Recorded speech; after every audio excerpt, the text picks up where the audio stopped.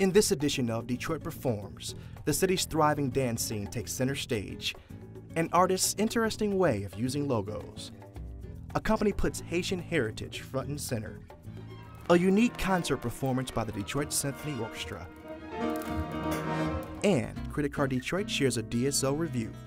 It's all ahead in today's episode of Detroit Performs.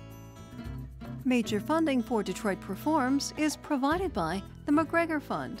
Additional funding is provided by the Michigan Council for Arts and Cultural Affairs and the National Endowment for the Arts, and by contributions to your PBS station from viewers like you. Thank you.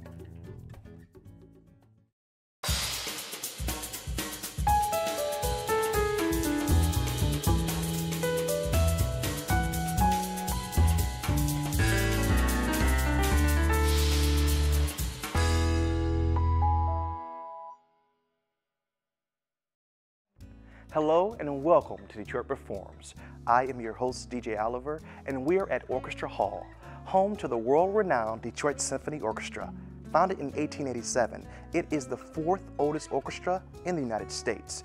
We'll check out a performance a little bit later in the show. But first up, Detroit's dance scene is lavish, from performances on stage like Orchestra Hall to dance clubs scattered across the city, and impromptu dancers along the streets of Greektown. Here we see what's happening to move the Motor City and dance on Detroit.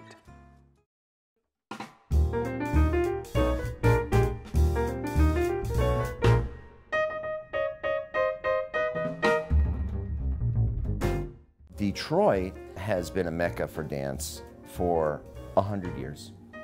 Isadora Duncan, Martha Graham, the early, Ballet Russe, you know, with Diaghilev, here at the Music Hall. American Ballet Theater, here at the Music Hall. New York City Ballet, here at the Music Hall. It's unbelievable, but there's other theaters too. I don't think there's any major dance company that's not been on the stage of the Music Hall. Dance Theater of Harlem and Detroit have had a very long relationship.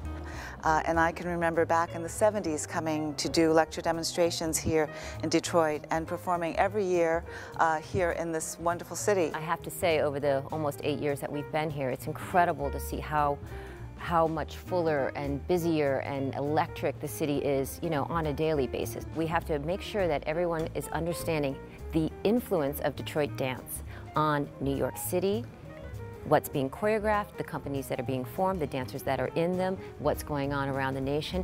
They're all coming from Detroit.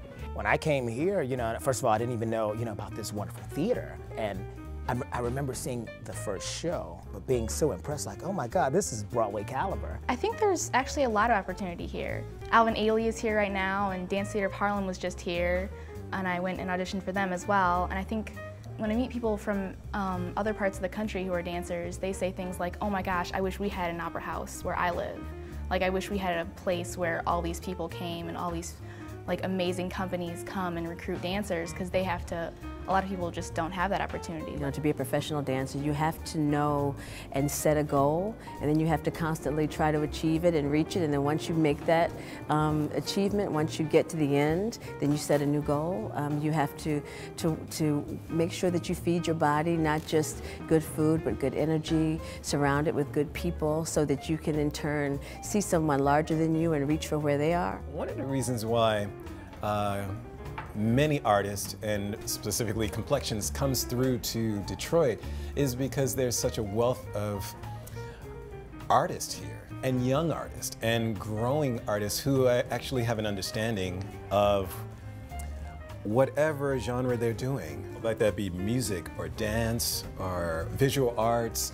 I've just found throughout the years coming here, from those years when I was in the Alvin Ailey Company and performing at the Masonic Temple, I was like, wow, this is amazing. And there were 4 members in the company from the Detroit area at that time. So it actually put it on the map for me, because I didn't know very much about Detroit, except for obviously Motown and the music that has come out of here. In fact, Detroit has as much immigration as New York has, but what's different is New York is a very transient place. Detroit is a final destination, and where you build your home, and you put your kids in school, and we're exchanging cultural ideas, and out of that comes this prolific, artwork and creativity and innovation. There are students and children in particular who are not necessarily literary learners. They are kinesthetic learners, and we have to help those children be just as competitive and successful in school. And that's one thing that we can use in the public schools in so many different atmospheres, and also with senior citizens. I mean, you put on some music and you will see everyone smiling right away. Detroit is not the easiest place on earth to live, but I think what it does is it provides you with a background and a strength and a conviction. But once you have that conviction and you understand the diversity that is available within this region, you're set for the world and you're ready to go and, you know, explore the world and move on. And I think that's what gives Detroiters this great foundation. Dance has really taught me time management for sure. With taking AP and honors classes at school and doing over 25 hours a week here, it's really taught me to be like well-rounded and be able to plan my day and keep schedules straight and be responsible.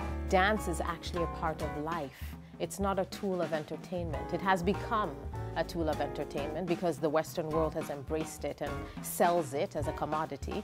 But really at the core of what dance is, it's a way of life, to celebrate life, birth, marriage, wanting rain, calling down the gods and the goddesses. It's a spiritual place where people can transcend into spirit and commune with God.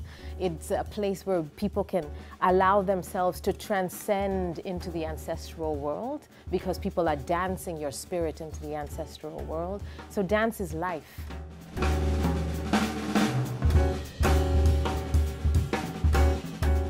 You don't have to dance in a company to be a dancer.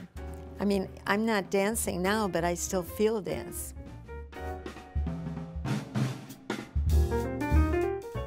In a way, Detroit's renown as a cultural center is more noted outside of Detroit than here. You know, when I'm in Europe traveling, people in Europe are excited about the Detroit cultural history and in music and the arts.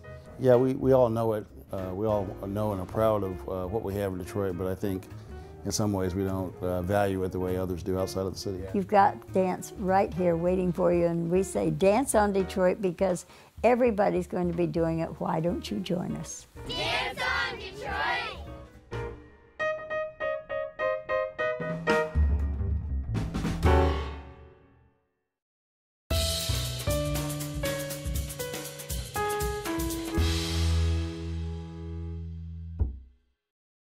As we see behind me, the Detroit Symphony Orchestra has a beautiful logo, just the type of logo that Swedish artist Gunilla Klingberg would use in one of her very creative pieces of art.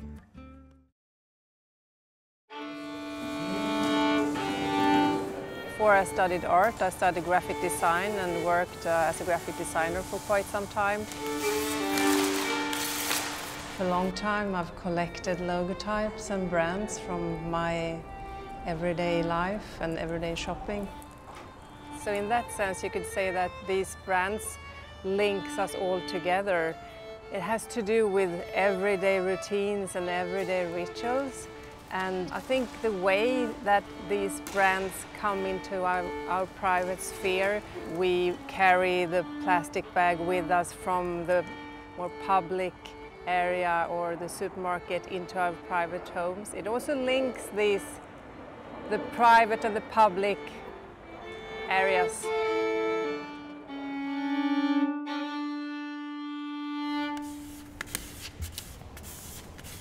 I make the patterns on the computer, of course, and then it takes some time to make the selection and to try out different versions.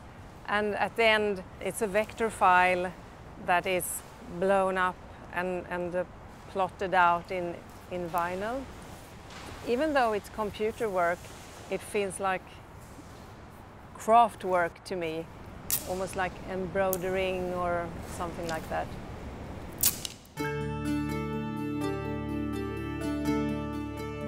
The choice of logos for the pattern is a combination of how they graphically work for the pattern, as well as if I do find the brand name interesting.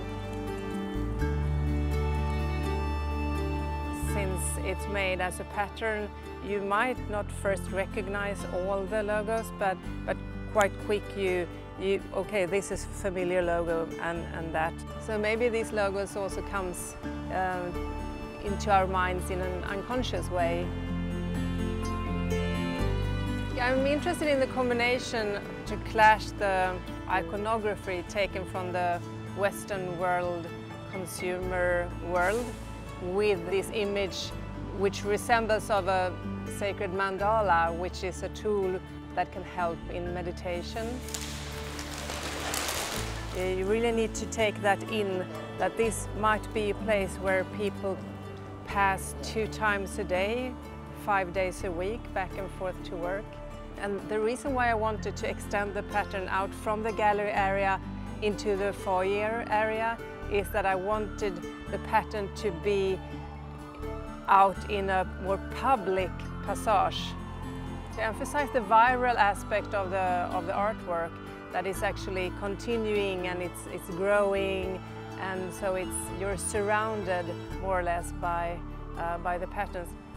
And also I like the idea that to sort of merge the artwork into the actual architecture or site, and to me that was more of a challenge and an interesting way of working with my ideas. How and why is it presented here, and what does it mean?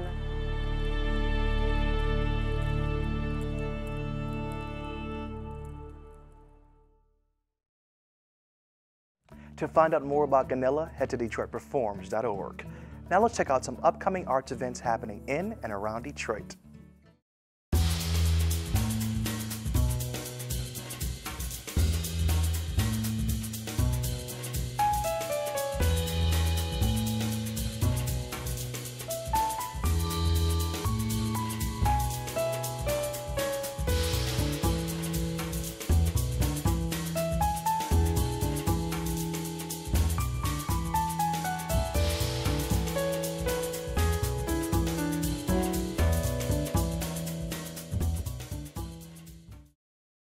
In the wake of the 2010 devastating earthquake in Haiti, a prominent Port-au-Prince dance company faced tragedy when the studio was destroyed. With help from Miami community leaders, the stunning ensemble has since received glowing international attention for their performances.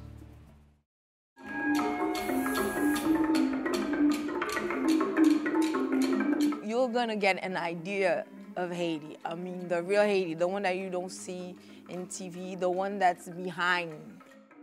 Ayikodans is Haitian Creole, A-Y-I-T-I in Creole, that's the name, that's how we say Haiti.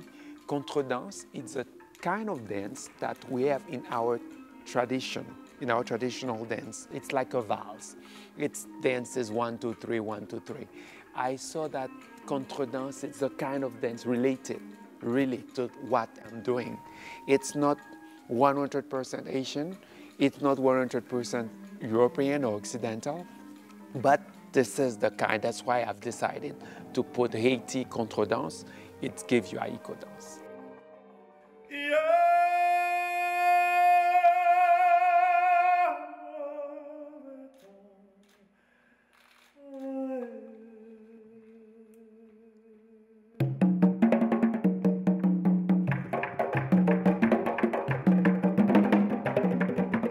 The live drumming, it's crude, it's real, there's nothing at that moment for that specific timing of dancing is gonna be different. There's different stories, there's different vibes going on between the drummers and the dancers, so it'll always be different, and that's what I like about it. My dancers or myself, I say that we are here today. We don't know where we will be tomorrow.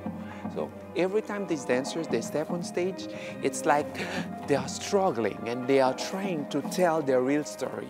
Their physicality is extraordinary. Their way of dancing together on this stage is extraordinary. And they dance as if they're never going to dance again. Whether you're a doctor or a president of an art center, a bricklayer, a carpenter, whatever you're doing, if you see, hear, and feel this expression of dance, I guarantee you, you will be highly uplifted and ready for your next day of work. That's what happens to the energy level inside your own body.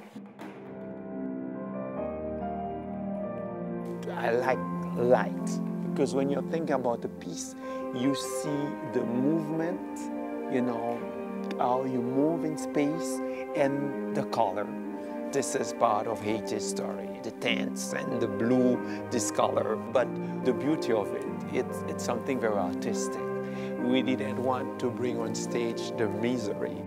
Every time they think about Haiti, they will think that we are crying. We cry inside, we feel and we create through this struggle, but we don't need pity. We need to share the beauty of what we have with people. Demand for Ayikodans was created because Haitians are here, and along with other diverse communities that are here. Our relationship with the Art Center is something very special. It's more than being in a theater. It's a partnership, it's friendship, and hopefully we'll be together for years. It's a perfect together kind of match. In terms of art, in terms of what the artist over there wants to say, I think you should come and see this other angle of Haiti and what we have to say about our country, about our culture, about our colors, and our joys, our pains, everything. I hope I do leave people with a certain message that I have in my heart. If you want to cry, if you want to laugh, if you feel like you're mad, then I did my job. Then I'm glad with that. The culture of Haitian movement and dance and expression is so positive and so upbeat, and that's a part of Haiti we think we can help create the platform for the rest of the world to see.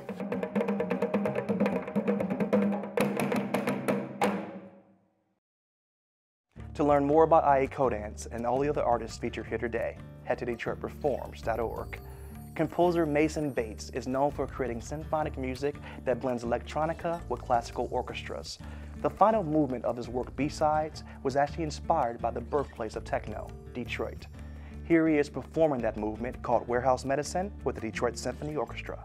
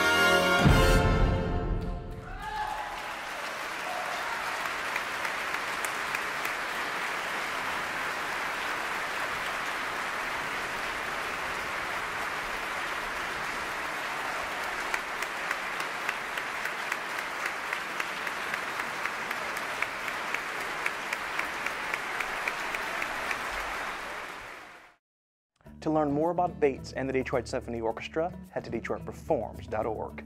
Next up, Mobile Arts Journalism Team Credit Card Detroit caught up with French horn player Mark Abbott after the DSO John Williams performance.